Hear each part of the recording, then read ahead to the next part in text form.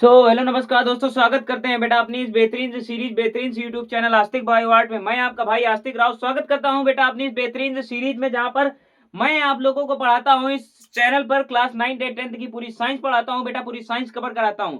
जैसा कि आप लोगों को पता होगा, मैं अपने काम में पूरा कंसिस्टेंस हूं। मैं आप लोगों को रेगुलरली एक लेक्चर प्रोवाइड कर रहा हूं। मैंने अभी तक फिजिक्स केमिस्ट्री के एक एक चैप्टर खलास करा चुका हूं, यानी पूरे खत्म करा चुका हूं। बारी चल रही है जो बायो का चैप्टर था जैव प्रक्रम का, यानी कि सेकेंड पार्ट में चला रहा हूं, जहां पर मैं पढ़ा रहा हूं आप लोगों को मनुष्य में पोषण यानी मनुष्य में पाचन तंत्र। ये सारी की सारी चीजें मैं आज आप लोगों को देखूंगा। सिर्फ आज का लेक्चर सिर्फ डायग्राम से मोटिव है और कुछ भी नहीं है। उसके बाद में जो थ्योरी है इसकी, आज मैं डायग्राम बनाना सिखाऊंगा, किस तरीके से क्या होता है। ये सारी की सारी चीजें आज आप लोगों को इन्फॉर्मेशन दे दूंगा। ये ज्यादा हाईवी लेक्चर नहीं है, छोटा सा 15 से 20 मिनट का लेक्चर होने वाला है।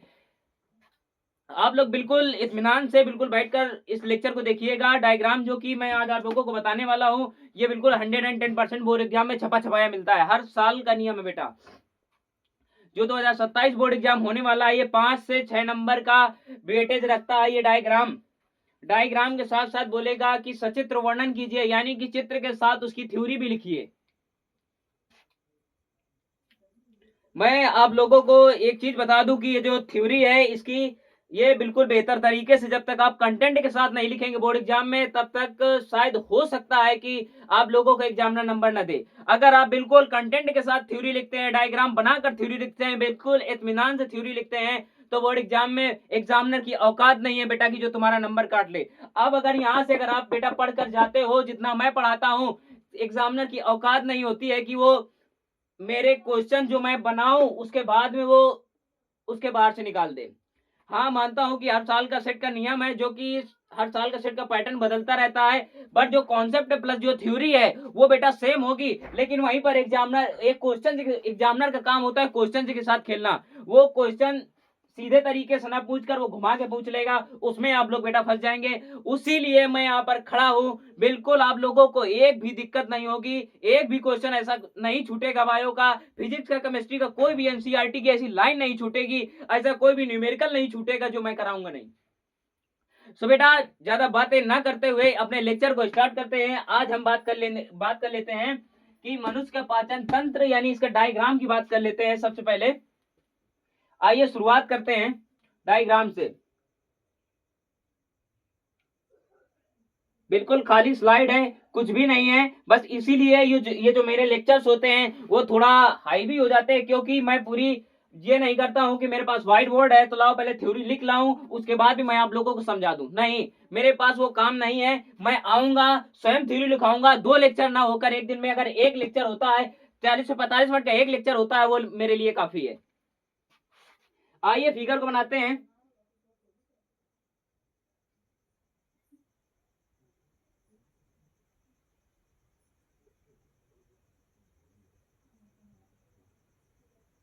ये रहा कि क्या हो गई, ग्रास नली हो गई। ग्रास नली के बाद क्या होता है,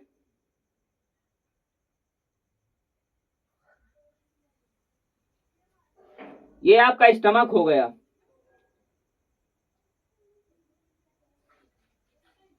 आमाशय, क्या हो गया बेटा, आमाशय।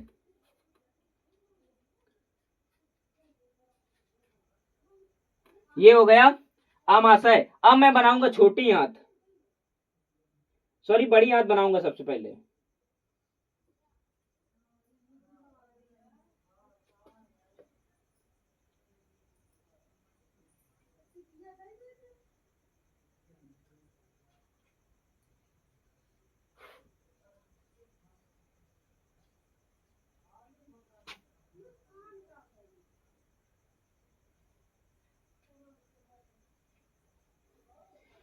ये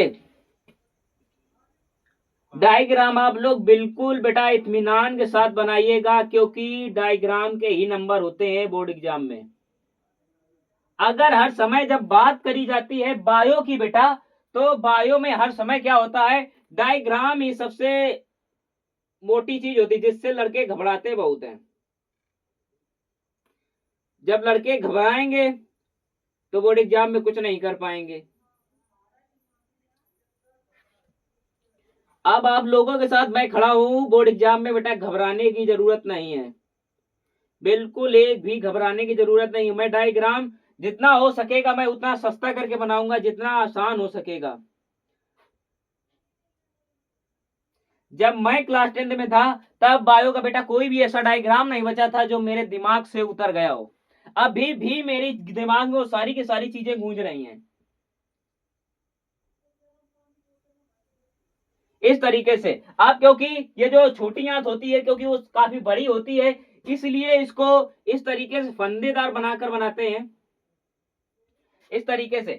अब यहां पर क्या होता है, जस्ट ये जैसे मान लीजिए ये थोरेसिक रीजन है, उसके नीचे ये आपके लंग्स हो गए। लंग्स के नीचे क्या होता है, डायफ्राम होता है। डायफ्राम के जस्ट नीचे क्या होता है बेटा, लीवर इस साइड होता है और ये स्टमक इस साइड, यानी कि यहां पर क्या बनेगा आपका डायाफ्राम। क्या बनेगा बेटा, डायाफ्राम। ये डायाफ्राम इधर बन गया। अब इधर क्या बना लेते हैं,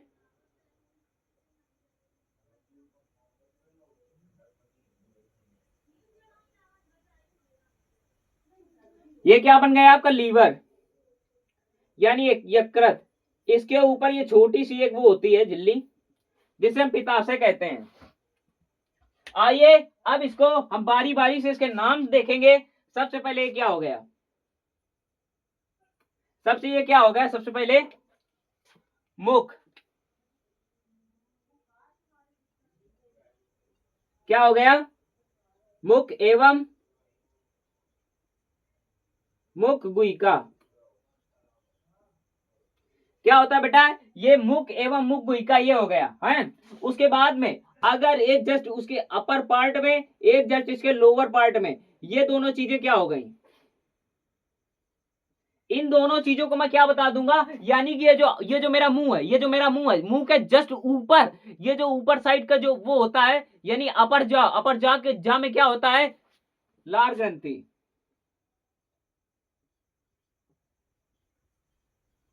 यहाँ क्या पाई जाएंगी बेटा, लार ग्रंथियां पाई जाएंगी। उसके बाद में ये जो है, ये यहां से लेकर बेटा देखो, यहां से लेकर यहां तक जो है, यहां से लेकर यहां तक ये क्या हो गया बेटा, ग्रास नली। क्या हो गया बेटा, ग्रास नली। क्या हो गया, ग्रास नली। उसके बाद में ये क्या होता है, डायाफ्राम। डायाफ्राम। अब ये क्या हो गया, उसके बाद में अब बात कर लेते हैं ये आपका जे के आकार का होता है, ये क्या हो गया, आमाशय। क्या होता है, आमाशय। आमाशय। मैंने एक चीज नहीं बनाई अभी, ये यहां पर क्या पाया जाता है, अग्न्याशय। ये क्या हो गया आपका बेटा, ये छोटा सा जो पत्ती के जैसा होता है, एकदम लीफ लाइक स्ट्रक्चर होता है, ये क्या हो गया आपका, अग्न्याशय। क्या हो गया बेटा, अग्न्याशय। उसके बाद में इधर क्या पाया जाएगा, ये यकृत। यकृत जिसे हम लीवर कहते हैं, यकृत जिसे हम लीवर कहते हैं, इसी को हम जिगर कहते हैं। जब लड़के या लड़कियां जब एकदम प्यार में पागल होते हैं तो बोलते हैं तुम मेरे जिगर का टुकड़ा हो। कोई भी कोई जिगर का टुकड़ा नहीं होता, वो यकृत का दूसरा नाम होता है जिगर। क्या होता है, जिगर। यकृत यानी लीवर का बेटा दूसरा नाम क्या होता है, जिगर होता है, जो कि सिर्फ आपके ब्लड को फिल्ट्रेशन रेट में सहायता करता है। और ये जो लीवर होता है आपका, लीवर ये जो आपकी बॉडी में चिकना, यानी कि जो धमनियों में रक्त बहता है उनको चिकनाई प्रोवाइड करता है, यानी कि तेलीय पदार्थ निकालता है, जिससे कि ब्लड धमनियों में आसानी से बहता रहे। और ये क्या होता है, पित्ताशय।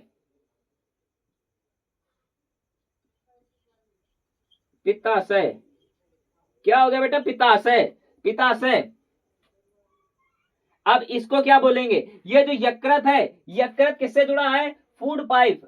फूड पाइप यानी फूड पाइप, देखो ये जो है ये ग्रहणी है, ये क्या है बेटा, ग्रहणी। ये जो ये जो स्टमक यानी आमाशय और ये छोटी आंत के बीच का जंक्शन होता है, ये जो बेटा जैसे मान लीजिए ये जो आमाशय है आपका, ये जो घुमावदार चीज होती है, यानी कि नीचे होती है छोटी आंत, जस्ट ये वाला जो घुमाव होता है इसे क्या बोलते हैं बेटा, ग्रहणी। क्या बोलते हैं इसको, ग्रहणी। ग्रहणी कहते हैं। अब उसके बाद में अगर मैं बात कर लूं, तो इसे क्या बोलते हैं, इस वाली नली को, ये क्या होगी बेटा, बड़ी आंत। ये हो गया बड़ी आंत। अब ये क्या हो गया बेटा, अंदर जो गुमसुम एकदम कई प्रकार से, किस तरीके से मैं बताऊं, ये रही बेटा, देखो ये मान लीजिए कि छोटी आंत है हमारी। ये छोटी आंत कुछ पेट में इस तरीके से पड़ी होती है, एकदम उलझी हुई पड़ी होती है, उसका कोई भी वो नहीं होता, एकदम उलझी हुई पड़ी होती है इस तरीके से। ये आपकी क्या हो गई, छोटी आंत।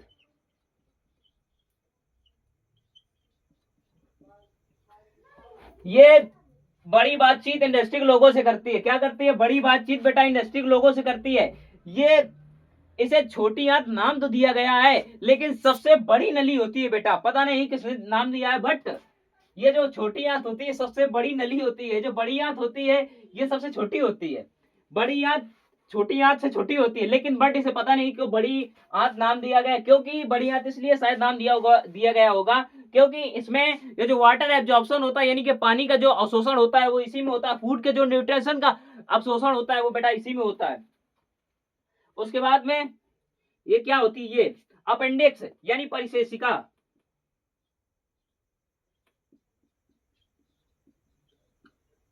क्या होती है बेटा, परिशेषिका।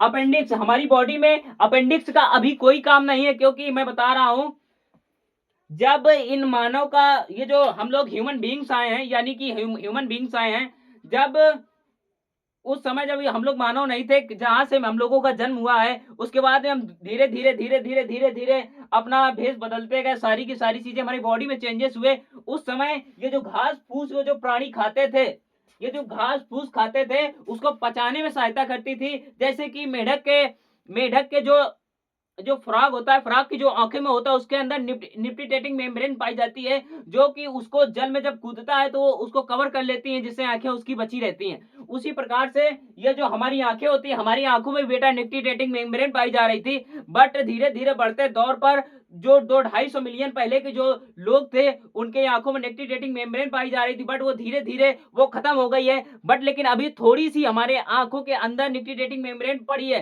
क्योंकि ये देख सकते हैं आप लोग, जो जिसे थोड़ा दीदा दीदा का नाम दिया जाता है देहाती भाषा में, बट उसी को हम बेटा निक्टिटेटिंग मेम्ब्रेन का नाम देते हैं। उसी प्रकार से ये जो ह्यूमन में है ये परिशेषिका है। अगर ये बेटा थोड़ा सा भी बेटा डैमेज हो जाए, इसका बॉडी में कोई काम नहीं है, बट ये धीरे धीरे खत्म हो सकती है, खत्म नहीं भी हो सकती है। अगर ये थोड़ी सी बेटा अगर डैमेज हो गई तो ये मान लीजिए कि इंसान अपनी जिंदगी खो देगा। परिशेषिका का कोई काम नहीं है, बट नेचर ने बनाया है तो अब उसको कुछ कहा नहीं जा सकता है। ये क्या हो गया, गुदा द्वार। शायद ये ऊपर विजुअल नहीं होगा, मैं ऊपर लिख देता हूं, गुदा द्वार। क्या होगा बेटा, गुदा द्वार।